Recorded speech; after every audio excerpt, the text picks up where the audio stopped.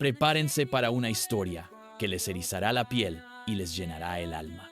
En el corazón indomable del viejo oeste, donde el sol quema la tierra y el viento susurra leyendas, una mujer abandonada se atrevió a desafiar el destino.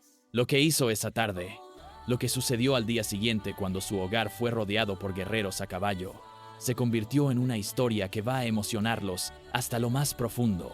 Esto no es solo un relato, es un viaje a la esencia de la humanidad, a la compasión que florece en la adversidad. Si esta historia te atrapa desde el primer momento, déjale un buen me gusta y suscríbete para no perderte más relatos épicos de historias de época en Sonora. Comenzamos. En el vasto y despiadado desierto de Sonora, donde las dunas se extendían como olas petrificadas bajo un cielo implacable, vivía Alía, una mujer fuerte, pero marcada por la desventura. Su esposo, un colono de espíritu inquieto y promesas vacías, la había abandonado hacía ya 2 inviernos, dejándola sola con su pequeño hijo, Kael, en una cabaña de adobe que el tiempo y la soledad habían vuelto casi invisible entre la maleza seca. Alía se aferraba a la vida con la tenacidad de una planta del desierto. Cada amanecer era una batalla, cada puesta de sol una victoria agridulce. Kael, con sus ojos grandes y curiosos, era su motor, su razón de ser. Sobrevivían con lo poco que Alía conseguía del escuálido huerto y de las ocasionales ventas de hierbas medicinales que recolectaba con esmero. Una tarde, el aire se puso denso, pesado. No era el calor habitual del desierto. Era una sensación que Alía conocía de sus ancestros, una premonición que las almas viejas como las suyas sabían interpretar. Algo no estaba bien. El silencio habitual se sentía diferente, cargado de una expectativa inusual. Mientras Kael jugaba cerca de la cabaña con un palo, imitando el galope de un caballo imaginario, Alía se afanaba en preparar una escasa cena. De repente, un débil quejido rompió la quietud. Alía levantó la vista, el corazón golpeándole en el pecho como un tambor frenético. Allí, a unos pocos metros de su puerta, tendido en la tierra rojiza, yacía un hombre. La luz menguante del crepúsculo apenas revelaba su silueta, pero Aliyah no necesitaba ver con claridad. Por sus ropas desgastadas, por el arco y el carcaj vacíos a su lado, y sobre todo, por el distintivo tatuaje en su brazo, Aliyah supo, con una certeza helada, que era un guerrero apache. El miedo, ese viejo compañero, la invadió. Las historias de incursiones apaches, de pueblos arrasados y vidas perdidas resonaron en su mente. Pero extrañamente, no era un miedo paralizante. Había otra emoción que pugnaba por salir. Una mezcla de compasión y una ternura desgarradora. Porque allí, frente a ella, no había un monstruo, sino un hombre roto, vulnerable. El guerrero gemía. Su respiración era superficial y agitada. Una flecha sobresalía de su hombro, y la sangre, oscura y espesa, se extendía por la arena. Aliyah no sabía su nombre, ni de dónde venía, ni si otros lo buscaban, pero su instinto, más fuerte que el miedo, le gritaba que ese hombre necesitaba ayuda. Arrodillarse junto a él era un riesgo, un acto de locura para algunos, pero para Aliyah era la única opción posible. Con manos temblorosas, Aliyah examinó la herida.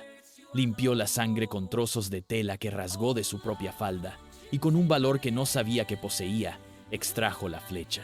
El guerrero soltó un grito ahogado, pero no intentó defenderse. Estaba demasiado débil. Aliyah lo arrastró con dificultad hasta el interior de su humilde cabaña. Kael observaba desde un rincón, los ojos como platos, sin entender del todo lo que sucedía. Aliyah preparó una infusión de hierbas analgésicas y desinfectantes que había aprendido de su abuela. Con sumo cuidado, vendó la herida y le dio de beber al guerrero. Él apenas abrió los ojos, pero tragó el líquido amargo. Esa noche, mientras las brasas chispeaban en el fuego, Aliyah se sentó junto a él, vigilando su respiración, escuchando el latido de su propio corazón, que ahora latía al compás de una esperanza extraña. El primer rayo de sol apenas se asomaba por el horizonte, cuando el silencio del desierto fue roto por un sonido que no pertenecía al mundo de los vivos. El estruendo de cascos retumbó en la tierra. Aliyah se puso en pie de un salto, el corazón en la garganta. 7 jinetes, 7 hombres a caballo, con rostros pintados y vestimentas que hablaban de otra época, de otra cultura, de otra guerra, estaban allí, rodeando su casa. Eran apaches. Sus miradas, fieras y desconfiadas, se posaron en ella, luego en la cabaña. El pánico amenazó con paralizar a Aliyah, pero su mirada se desvió hacia el guerrero herido, que ahora, a pesar de la debilidad, intentaba incorporarse. Uno de los jinetes, un hombre imponente con plumas de águila en el cabello, desmontó y se acercó lentamente. Su mirada se detuvo en el guerrero herido, luego en Aliyah, y finalmente en Kael, quien se había escondido detrás de las faldas de su madre. El guerrero herido, haciendo un esfuerzo sobrehumano, levantó una mano hacia el jefe y pronunció unas palabras en su lengua. El jefe lo escuchó con atención, sus ojos inescrutables. Después, con un gesto lento y deliberado, el jefe se inclinó hacia Aliyah. No había hostilidad en su rostro, solo una profunda gratitud. En su mano, el jefe apache sostenía una pequeña bolsa de cuero.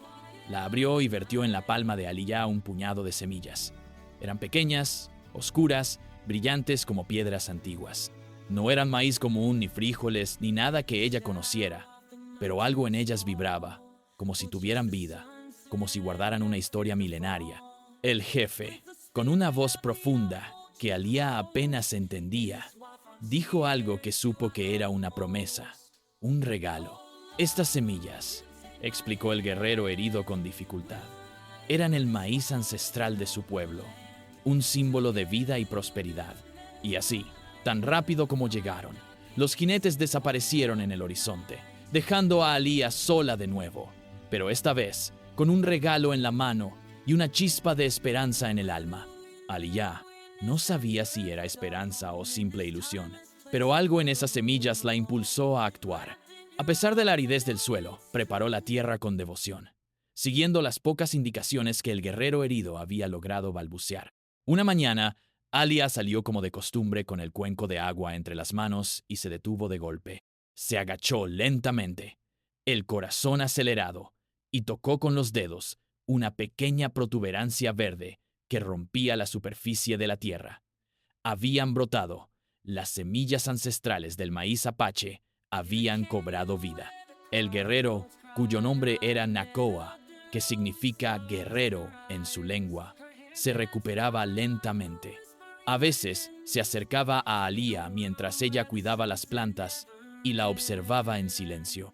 Un día, cuando ella acariciaba una de las pequeñas hojas con la yema del dedo, Nakoa le dijo que esas semillas no eran comunes, que venían de su gente, de su tierra, de un tiempo donde todo se sembraba con ceremonia.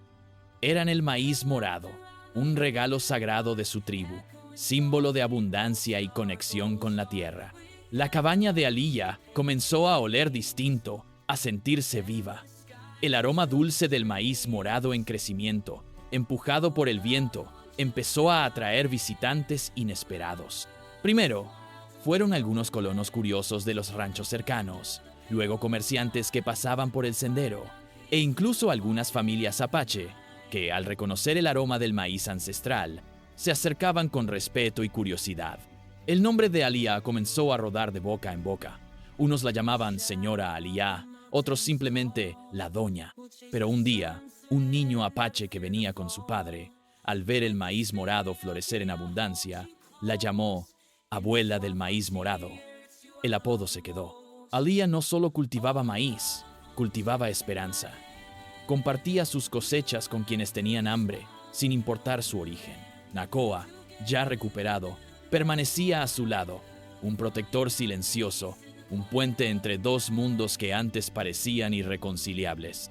La cabaña de Aliyah se convirtió en un santuario improvisado, un punto de encuentro donde colonos y apaches, antes enemigos, compartían el pan y las historias.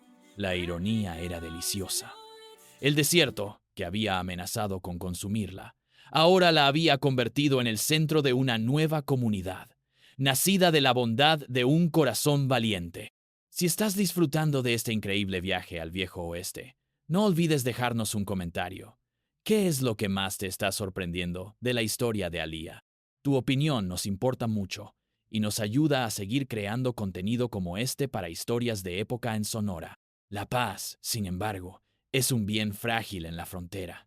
La creciente prosperidad de Aaliyah y la inusual alianza con Nacoa no pasó desapercibida. Un día, un grupo de forajidos, liderados por un hombre cruel conocido como el Cuervo, llegó al asentamiento, atraído por los rumores de abundancia. Querían el maíz, querían saquear, querían imponer su ley.